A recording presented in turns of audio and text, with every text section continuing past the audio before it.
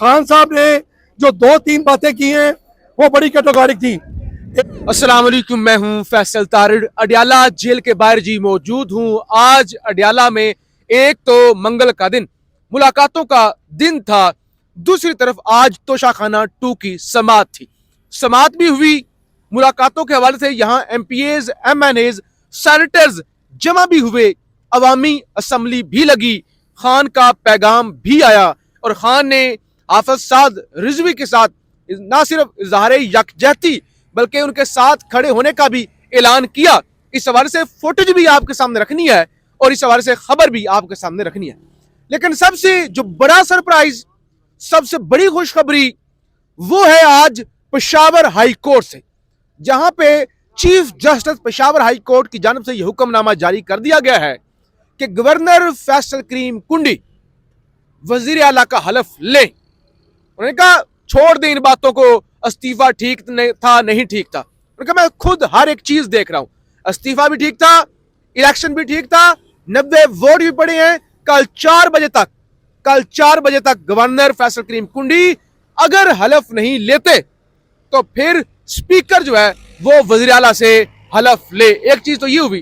फिर कराची के अंदर मौजूद है ना फैसल करीम कुंडी, तो बिलावल ने भी कहा कि हाई कोर्ट का हुक्म आ गया है, उस पर अमल दरामद करें। और फैसल करीम कुंडी ने कहा मैंने तो कभी कहा ही नहीं था, मैं तो हलफ नहीं लूंगा, मैं आज रात को ही पेशावर पहुंच जाऊंगा और मैं अपनी आईनी जिम्मेदारियां पूरी करूंगा। तो लिहाजा पहले नंबर पे ये बहुत बड़ी शिकस्त है, याद रखिएगा, बहुत बड़ी शिकस्त है मौलाना फजल रहमान की, अपोजिशन की, जो गवर्नर कुंडी से उम्मीदें लगा के बैठे हुए थे कि वो हलफ नहीं लेंगे, इस्तीफा मुस्तरद करेंगे और उसके बाद जो है वो सुहेल अफरीदी नहीं बन सकेंगे वजीर आला। दूसरे नंबर पे इमरान खान ने बड़ा कैटागोरिकल अल्फाज में कहा और उसकी तस्दीक हो गई ना। एक तो अभी अलीमा खान साहिबा बाहर आई, उन्होंने कुछ सहाफियों से भी गुफ्तगू की और उन्होंने कहा खान की जानब से कहा गया है हाफिज साद रिजवी की जमात के साथ यकजहती करें, यह जुल्म हुआ है, जुल्म। अलीमा खान ने कहा, खान कहता है अगर सहाफी इसके हक में ना बोले तो कल सहाफियों पर भी गोली चल सकती है। ने कहा दुनिया के अंदर 2 जगह पे जुल्म हो रहा है, एक है गजा, दूसरा है पाकिस्तान। ये अलीमा खान का खान का पैगाम है।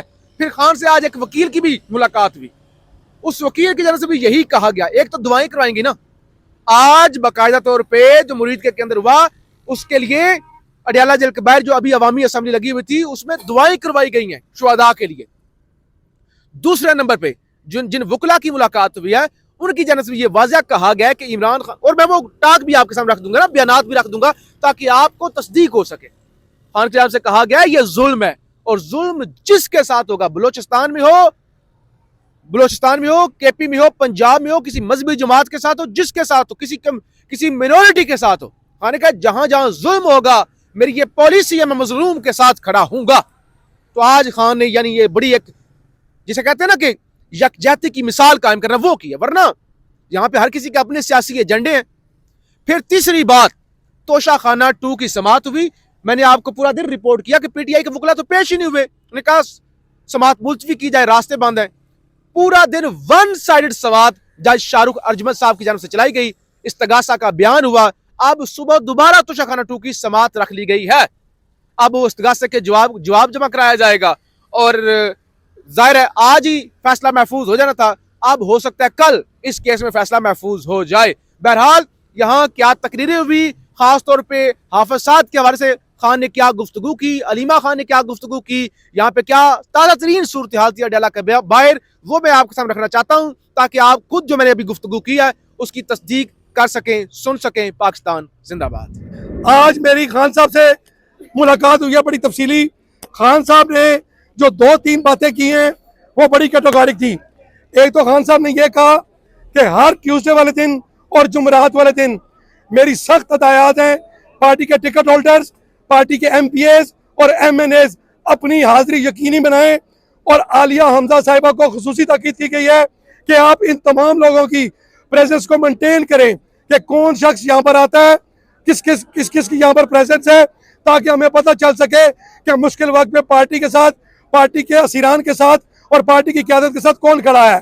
दूसरी क्या बात जो खान साहब ने बड़ी कैटेगोरिकली की, उन्होंने कहा कि हम भरपूर मुसम्मत करते हैं TLP के जितने भी लोग जख्मी हुए हैं, शहीद हुए हैं, या जो भी लोग इस वक्त अस्पतालों में हैं, उन्होंने कहा कि सियासी इख्तलाफात डिफरेंसेस अपनी जगह पर, लेकिन जब एक किसी अवाम का कोई शख्स इस तरह जिस पर बेईमाना तशद्दुद किया जाए और जख्मी हो, उसकी भरपूर मजम्मत भी है। और पार्टी के कारकुनों को खान साहब ने कहा कि आप निकलें, इनके साथ एहतजाज करें।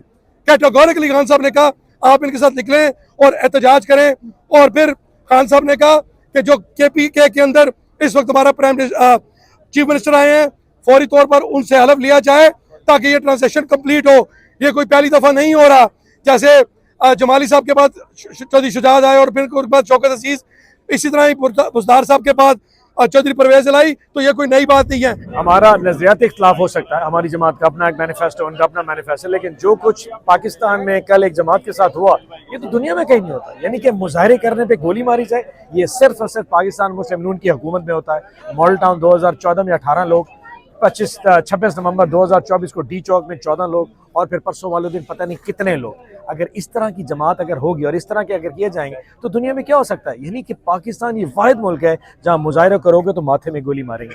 इस तरह की सोच के साथ तो ये नहीं चल सकता। तो खान साहब ने कहा हमें इस वक्त है जो साथ रिजी साहब है उनकी ज़ाहिर यकजहती के लिए हमने भी करारदाद भी जो हकीकी असम्बली वहाँ पास की है, और अब यकीन करें हम चाहते हैं कि इसको इन्वेस्टिगेट करें, आखिर क्या मुहर्रिकात थे। वो बंदा पिटता रह गया, मुझसे बात करो, माओं की अपनी बच्चों की कस्में खाता रह गया, मेहरबानी करो मुझसे बात करो।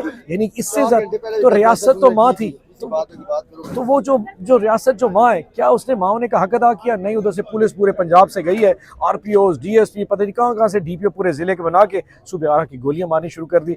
सो दे हैव टू पे अ प्राइस। लेकिन पता नहीं पाकिस्तान में 10 साल से तो इनका एहतसाब नहीं हो सका, पता नहीं अब होता है कि नहीं होता। वहाँ अफगानिस्तान में आपका इशू चल रहा है, आपको तो चाहिए चीज़ों को नॉर्मल करें, आप चीज़ों को और बिगाड़ की तरफ लेकर जाना चाह रहे हैं। इस पॉलिसी घबराइए, मतलब इस पॉलिसी ज़रा बैकवर्ड जाइए। सोचिए उस शख्स के बारे में जो जेल बैठा है, जिसकी मोहब्बत में पूरे 25 करोड़ अवाम है।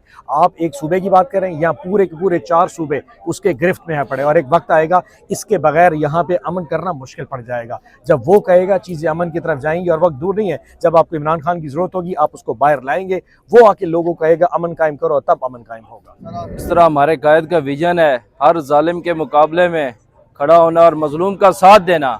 जिस तरह का जुल्म व सितम हुआ है मुरीद के में, पाकिस्तान की तारीख में 26 नवंबर को हुआ था, और अंग्रेज़ों ने जलियान बाग में किया था। उसके बाद जिस तरह बेगुनाह पाकिस्तानियों को इन्होंने भूना है और कंटेनर्स में इन्होंने जलाया है, ये तारीख में नहीं मिलता।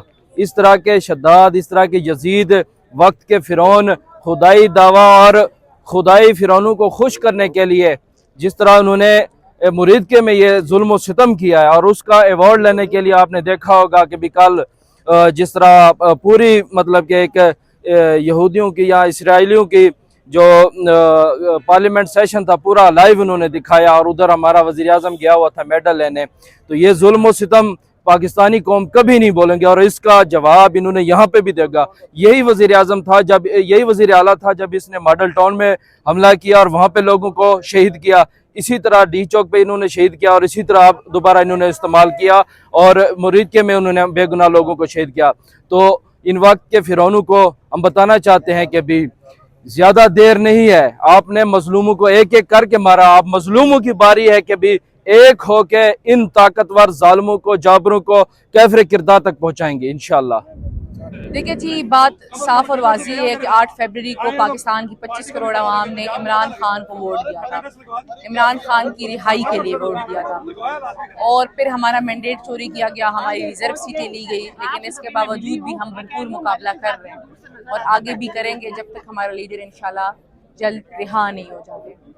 इन्होंने हर तरीके से जमहूरियत का रास्ता रोकने की कोशिश की। उन्होंने जब अदम एतमाद किया था वो भी जमहूरियत पे शब खून मारा था, अभी उन्होंने दोबारा कोशिश की।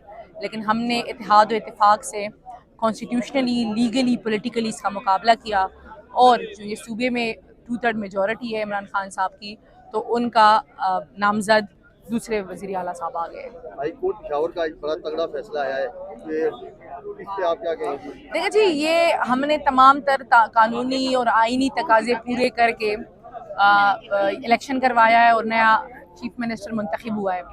ये किसी की मर्जी तो नहीं चल सकती ना कि वो हमें आके बताएंगे कि किसने चीफ मिनिस्टर बनना है और किसने नहीं बनना। चीफ मिनिस्टर वही बनेगा जिसको खान साहब नामजद करेंगे, क्योंकि खैबर पख्तूनख्वा ने वोट इमरान खान को दिया हुआ है। अब खान साहब की रिहाई के लिए क्या लाएमल होगा? देखिए जी, जो भी लाएअमल होगा वो पार्टी अनाउंस कर लेगी। पहले से तो हम बताएंगे नहीं, क्योंकि बताएंगे ना तो ज़्यादा से ज़्यादा एनर्जीज यूटिलाइज करने की कोशिश की जाएगी। तो इंशाल्लाह बहुत जल्द लाएअमल दिया जाएगा और जो भी लाएअमल होगा पूरी कौम उसमें शरीक होगी। देखिए आफत साहब साथ रिजवी साहब की मार्च पे भी गोलियां देखिए जी, खान साहब ने शदीद मजम्मत की है, अफसोस का इजहार किया है, दुख का इजहार किया है कि जो टीएलपी के साथ हुआ है। और खान साहब ने कहा है कि टीएलपी के एहतजाज में हम बतौर पार्टी भी शिरकत करेंगे, हम उनके भरपूर साथ हैं। जो उनके साथ जुल्म हुआ, फसाइयत हुआ, हमारे साथ 2 सालों से हो रहा है, लेकिन उनके साथ जिस तरह उन पे गोलियां चलाई गई, जिन तरह उनके कंटेनर्स को आग लगाई, गैर कानूनी गिरफ्तारियां हुई, FIR काटी हुई, उन पे जो जुल्म सितम हुआ है, हम उनके साथ हैं। हम खान साहब ने दुख का भी इजहार किया है और अपनी पार्टी को तलकीन की है कि उनको सपोर्ट करें, उनके साथ एहतजाज में शिरकत करें और उन पे जो जुल्म हुआ है उनका, इस जुल्म के खिलाफ उनका साथ दें।